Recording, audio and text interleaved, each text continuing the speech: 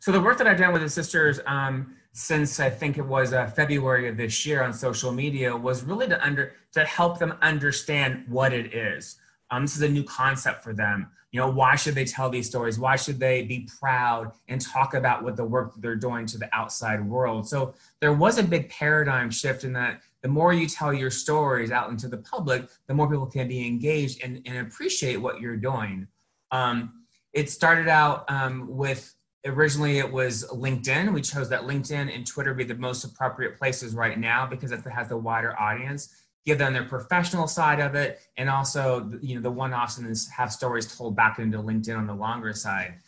We started out with LinkedIn.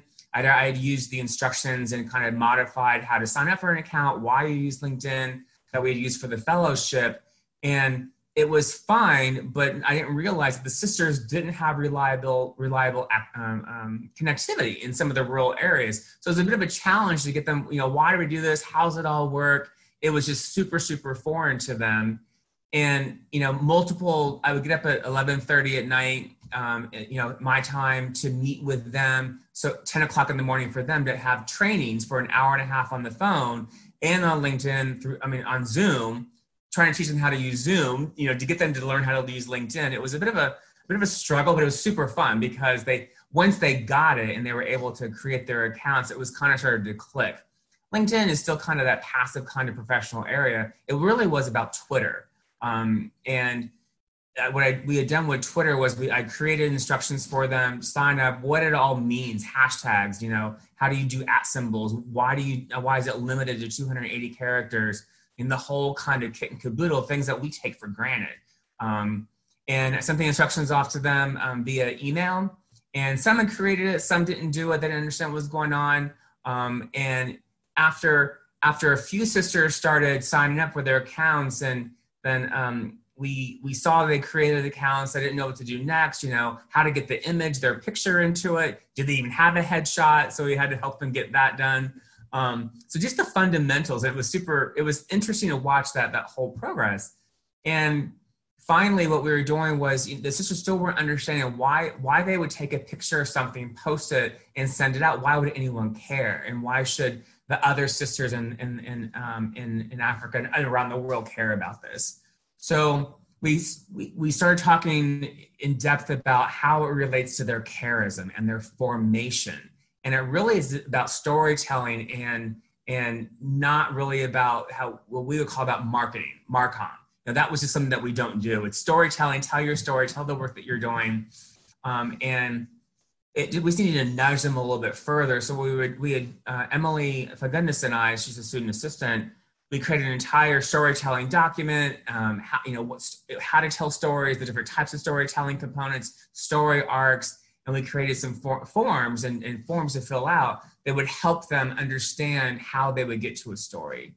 And the biggest success out of this, one that was seen that only was seen by internal Miller Center, was a video that the sisters from the Assumption Sisters in Eldoret had created an entire one-take video on WhatsApp from the inside the chicken coop with all the sisters outside this whole story. And it was elaborate, and it was just, you know, it just got you choked up about it because they weren't prompted to do this video, and they had props, they had chickens, live animals, as you never work with children or live animals, right? But they had chicks, they had eggs, they had chickens, and it was just this beautiful a moment that they were so thankful for the work that we've been doing with them. So we would use that as an option to say, hey, this is how you can tell a story where you can talk about the work you're doing with your congregations, and then moving that onto social media as well. So it started clicking, especially with those sisters and elders, that share this with the other congregations. And then once you start seeing that aspirational, like, oh, we could do that, now we're getting it, then it starts all clicking into place. The first big thing on Twitter, especially, was with Sister Rose in Uganda, with the Little Sisters of St. Francis in Jinja. I've met Sister Rose multiple times. I work with her. I love her to death. And, you know, just technology, computers, it was just a challenge for her. And, you know, working with her directly when I was in Nairobi in March, and sitting down with her and walking through, just the basic functions. I took her on as under my wing and said, I'm going to help you, Sister Rose, to get the first big tweet out into the universe, and then and see how that goes. And I will say we did a tweet about charism. We used a picture that was taken when I was there in March, and I asked her to choose the picture. I showed her how to do the content, the @ symbols, the hashtags, why they were important. And I said, here is what we decided to do as a team together. Now it's up to you to post this. So she was able to, it was a struggle. We did a lot of WhatsApp videos with my phone on my computer and me pointing, and she calls Twitter tweeter. And in my video to her once is that I said, now in Twitter, and it's just, you catch it, right? And it was quite amusing.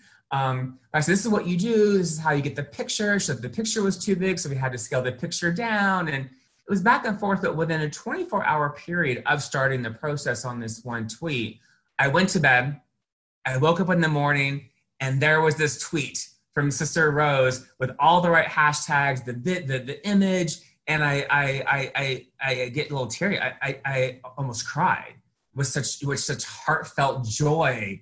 And she's like, I did it. And she was on WhatsApp telling me that, oh, I did it. Look at this. And I said, that's amazing. I'm so happy for you. So proud. And a lot of emojis on WhatsApp. I will tell you what. There's a lot of praying and praying symbols on WhatsApp with the sisters.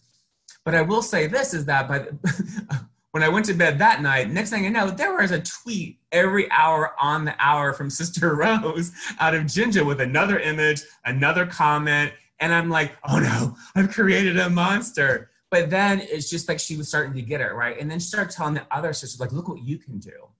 And I think that was one of the biggest things. And now all the other sisters are like, I want you to help me and help us do this. So we have this whole the strategy to get them in that first kind of tweet to help them understand. And we have a lot of documents that we have written to help them, clarity, right? What everything really means. And then we have the fellows working with them. And right before this call, I had a WhatsApp message from Sister Christine, who, as an Assumption sister, is like, I want to tweet like Sister Rose. I've been waiting for you. And I'm like, Sister, I'm sorry, I've been super busy. She's like, but I want to do it now. And I said, okay. She's like, I want to be like Sister Rose. And I thought that was just like an amazing group, because one's in Kenya, one's in Uganda. But it's super important for them, the sisters, to tell their stories themselves from their voice.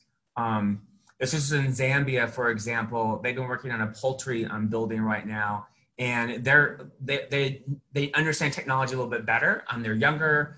They were brought up with technology, and next thing you know, they're posting on Facebook and on LinkedIn big pictures of the work that's happening on the farm, what they're doing, the workers, and just telling their stories in long form.